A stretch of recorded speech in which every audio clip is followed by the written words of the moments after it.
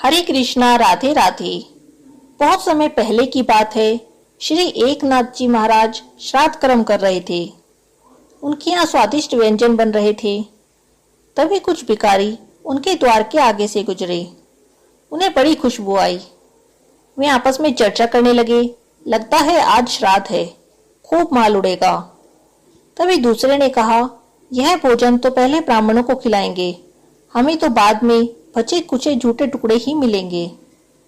ये सब बातें एकनाथ जी महाराज जी ने सुन ली।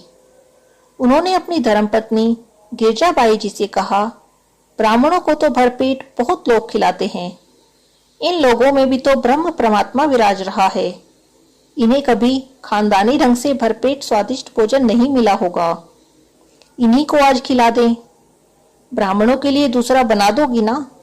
अभी तो समय है। गिरजाबाई जी बोली, हाँ हाँ पतिदेव, इतने संकोच से क्यों पूछ रहे हैं? गिरजाबाई जी सोचने लगी, मेरी सेवा में जरूर कोई कमी होगी, तभी स्वामी को मुझे सेवा सौंपने में संकोच हो रहा है। अगर कोई स्वामी सेवक से संकुचित होकर काम करवा रहे हैं तो यह सेवक के समर्पण की कमी है। जैसे कोई अपने हाथ पैर से निश्चिंत होकर काम लेता है, ऐसे ही स्वामी सेवक से निश्चिंत होकर काम लेते हैं। तभी श्री एकनाथ जी ने कहा, तो इनको खिला दें। उन भिखारियों में परमात्मा को देखने वाले दंपत्ति ने उन्हें खाना खिला दिया। इसके बाद नहा धोकर गिरजाबाई जी ने फिर से भोजन बनाना आरंभ कर दिया। अभी 10 ही बजे थे, मगर सारे गांव में खबर फैल गई कि जो भोजन ब्राह्मणों के लिए बना था वह भिखारियों को खिला दिया। अब गिरजाबाई फिर से भोजन बना रही है। सब लोग अपने अपने विचार के होते हैं। जो उद्दंड ब्राह्मण थे उन्होंने लोगों को भड़काया, यह ब्राह्मणों का घोर अपमान है। श्राद्ध के लिए बनाया गया भोजन ऐसे लोगों को खिला दिया जो नहाते धोते भी नहीं हैं, मैले कपड़े पहनते हैं, शरीर से बदबू आती है। और हमारे लिए भोजन अब बनेगा, हम जूठन खाएंगे, पहले वे खाएं और बाद में हम खाएंगे। अपने इस अपमान का हम जरूर बदला लेंगे। तत्काल ही ब्राह्मणों की आपातकालीन बैठक बुलाई गई। पूरा गांव एक तरफ हो गया।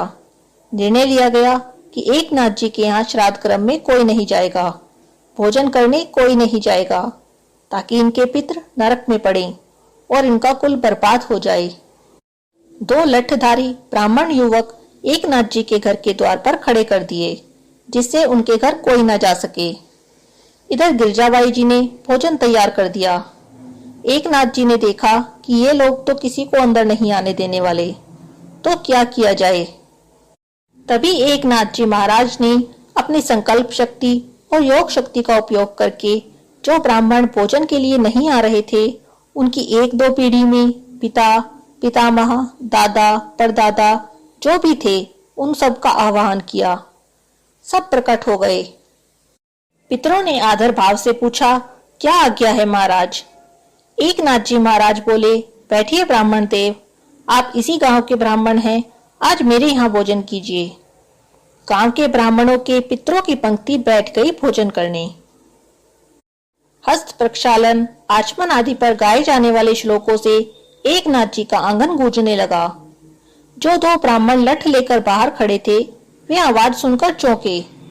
उन्होंने सोचा, हमने तो किसी को अंदर जाने नहीं दिया। दरवाजे की दरार से भीतर देखा तो दंग रह गए। अंदर 2 ब्राह्मणों की लंबी पंक्ति लगी है, भोजन हो रहा है। उन्होंने ध्यान से देखा तो पता चला, अरे ये क्या, ये तो मेरे दादाजी हैं, वे मेरे नाना जी हैं, वे उसके चाचा हैं, वे उसके परदादा हैं।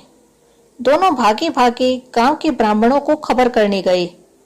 उन्होंने कहा, हमारे और तुम्हारे बाप दादा, नाना, चाचा सब पितर लोक से उधर आ गए हैं, एकनाथ जी के आंगन में श्राद्ध कर्म कर भोजन पा रहे हैं। गांव के सभी लोग भागते हुए आए एकनाथ जी के यहाँ। तब तक तो सब पितर भोजन पूरा कर विदा हो रहे थे। एकनाथ जी उन्हें विदाई दे रहे थे। गांव के ब्राह्मण सब देखते ही रह गए। आखिर में उन्होंने एकनाथ जी के हाथ जोड़े और क्षमा मांगी। बोले, महाराज, हमने आपको पहचाना नहीं, हमें माफ कर दो। इस प्रकार गांव के ब्राह्मणों और एकनाथ जी में फिर समझौता हो गया। सत्य ही है, संतों की महिमा ही विलक्षण होती है। उनके लिए कोई भी कार्य असंभव नहीं होता, जिन्होंने स्वयं को परमात्मा के तत्व में स्थापित कर लिया है। हरे कृष्णा, राधे राधे।